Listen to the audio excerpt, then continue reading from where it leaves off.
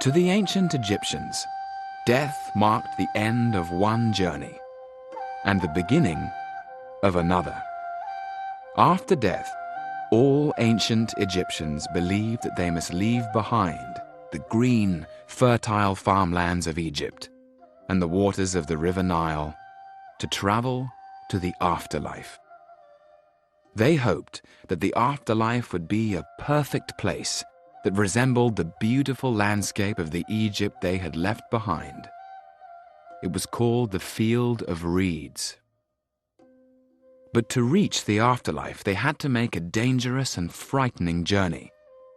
Their spirit had to cross the netherworld, which was the land of the dead, ruled by the god Osiris.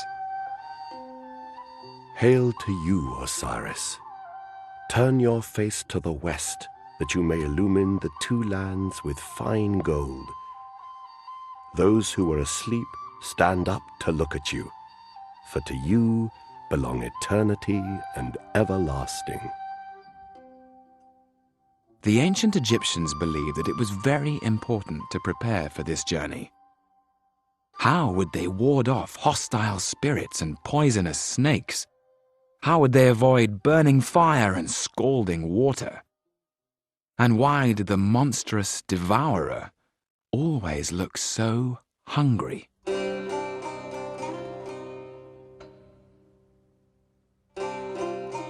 When wealthy ancient Egyptians died, their bodies were mummified.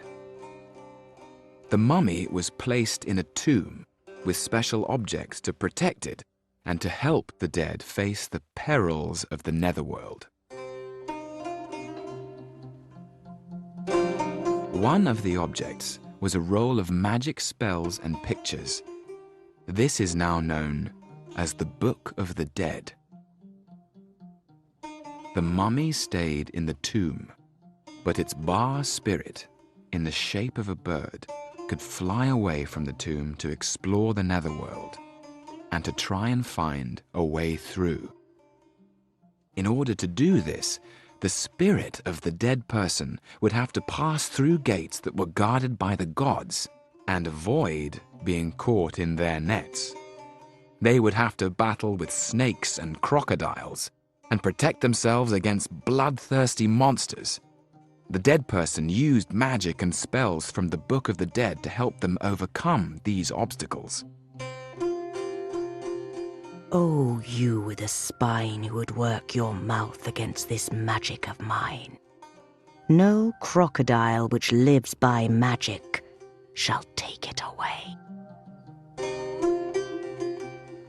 And at the end of each day, the Ba spirit returned to the mummy in the tomb.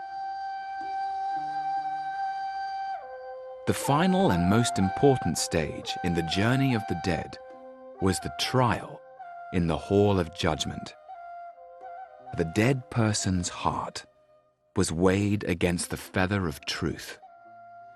If their heart proved too heavy, they would be condemned and eaten by the monstrous devourer.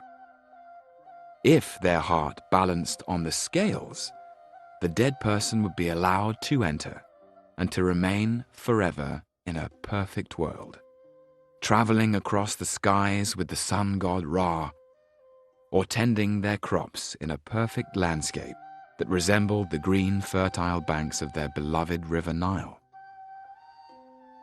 Are you prepared to make the same journey? Can you discover how to use the spells of the Book of the Dead to help you on your way? It's time now to go into the exhibition and meet the god Osiris and the monstrous devourer.